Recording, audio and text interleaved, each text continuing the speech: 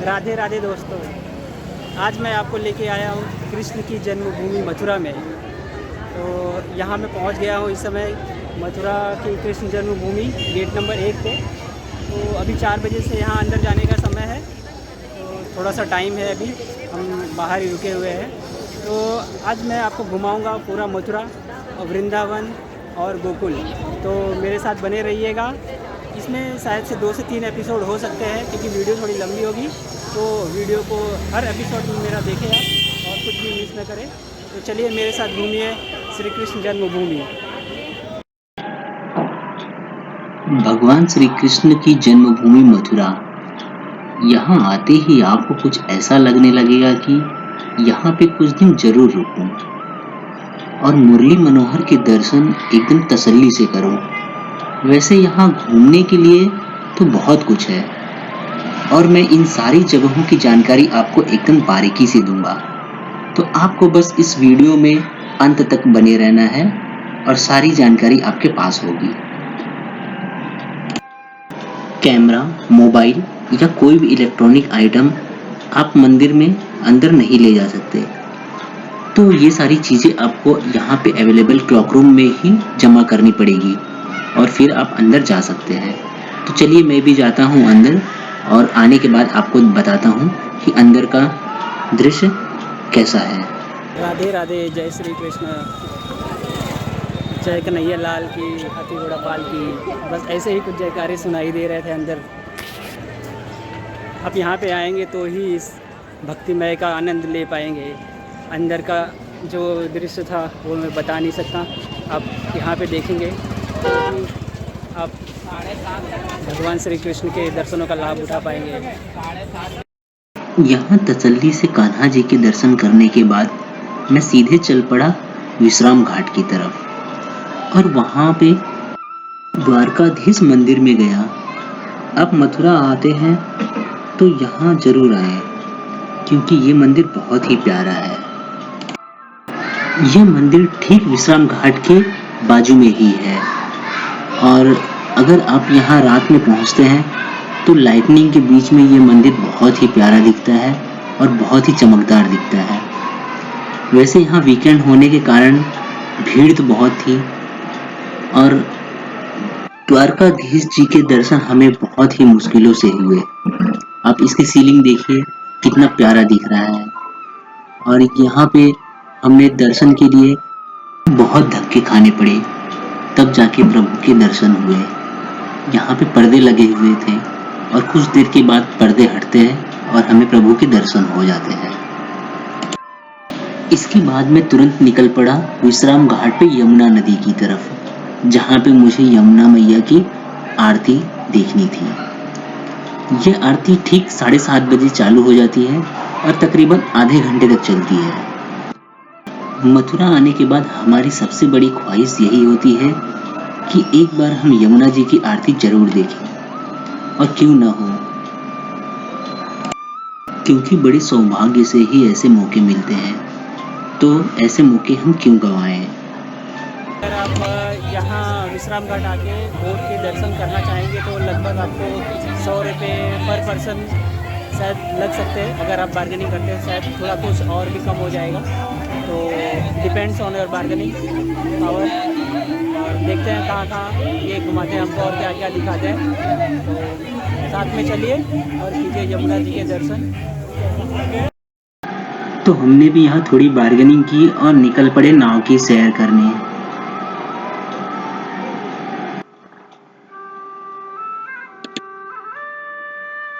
जिसने हमें अपनी नाव पे बिठाया उसका नाम था बबलू केवट।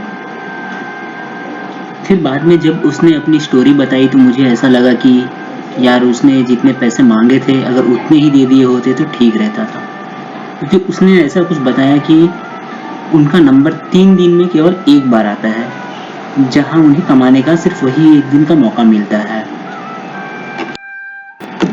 अच्छा, ये बबलू जो था ये नाव चलाने के साथ साथ गाइड का भी काम कर रहा था।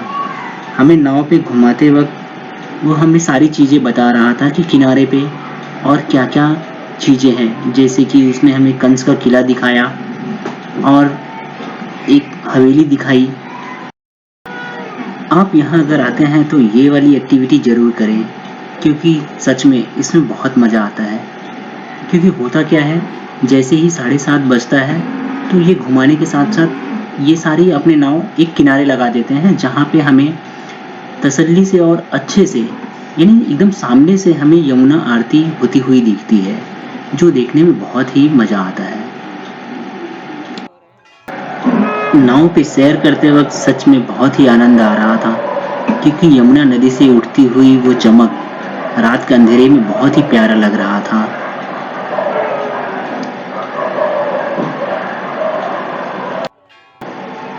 तो 7:30 बज चुका था और आरती शुरू हो चुकी थी। ये आरती तकरीबन आधे घंटे तक चलती है, यानी समझ लीजिए करीबन 8 बजे तक चलती है, 7:30 से 8 बजे तक। तो आरती तो शुरू हो चुकी थी और हम नाव पे थे, तो तभी मैंने सोचा कि क्यों ना बबलू से थोड़ा यहाँ की और जानकारी ली जाए। तो बबलू जी से मैंने रिक्वेस्ट किया और फिर उन्होंने हमें ये बताया। बबलू, तो इन्होंने नाव से सैर कराया पूरा यमुना का, आरती कराया, इसका किला घूमना। तो अच्छा बबलू जी, मुझे बताइए कि हमारे दर्शकों को बताइए कि मतलब यहाँ विश्राम घाट पे और क्या क्या देखने के लिए है और क्या क्या घूम सकते हैं। और यहाँ यमराज का मंदिर है विश्राम घाट पर। अच्छा, हाँ, यहाँ बहन भाई का स्नान होता है भैया दूज पर। जो टीका करती है ना, यमगतिया पे आती है, यहाँ यमराज का मंदिर है। यम की बहन है यम। हाँ, इसकी पटरानी यम की और शनि की बहन। तो यही आके विश्राम लिया दक्कन कुमार।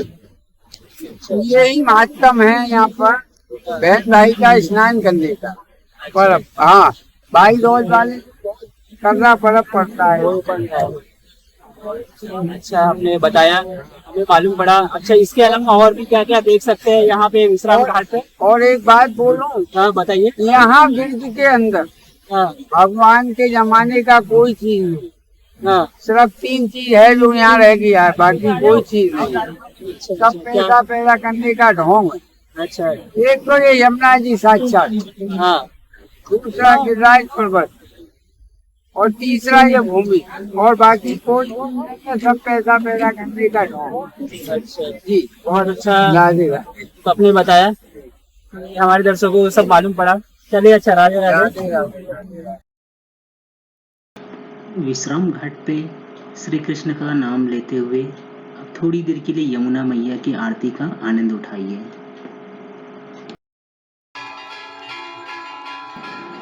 आपके कानों में घंटियों की आवाज़ तो जरूर गूंजेंगी, लेकिन घंटियों की आवाज़ के बिना आरती का क्या मज़ा।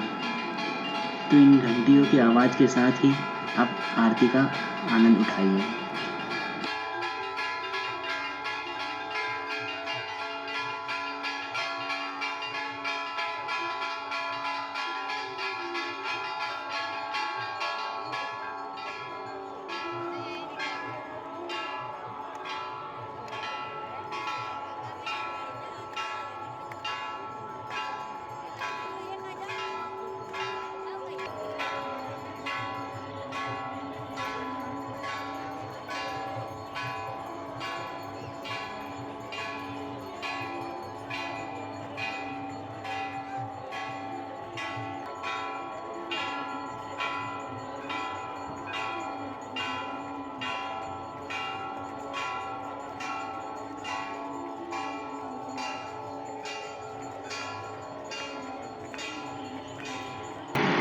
यहाँ यमुना जी की आरती देखने के लिए भीड़ बहुत बड़ी संख्या में होती है। आरती खत्म होते ही फिर हम चल पड़ते हैं उसी किनारे पे जहाँ से हमने इस सफर की शुरुआत की थी।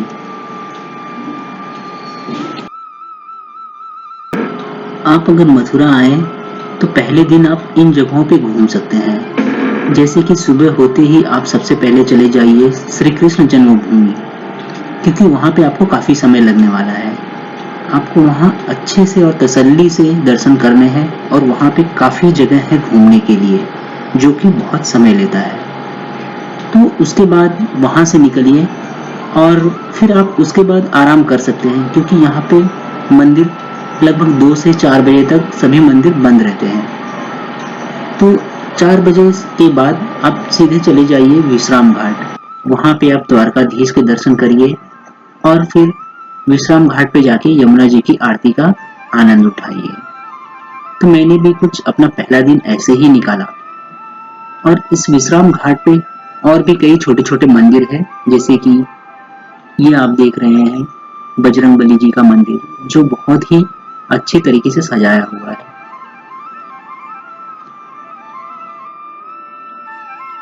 तो दोस्तों, मथुरा का सेकंड पार्ट आप देखना न भूलिए, क्योंकि वहां पे मैं आपको ले चलूंगा गोकुल और वृंदावन। तो दोस्तों, मेरा ये वीडियो पसंद आया हो तो लाइक और सब्सक्राइब जरूर कीजिएगा। और यहाँ पे मैंने यमुना जी को दोनों हाथों से प्रणाम किया और उनकी आज्ञा ली, और फिर इसके बाद मैं सीधे निकल पड़ता हूँ अपने होटल की तरफ। और दूसरे दिन की मेरी जो यात्रा रहती है वो गोकुल और वृंदावन के लिए होती है, जो आप नेक्स्ट एपिसोड में देखेंगे। तब तक के लिए जय श्री कृष्ण।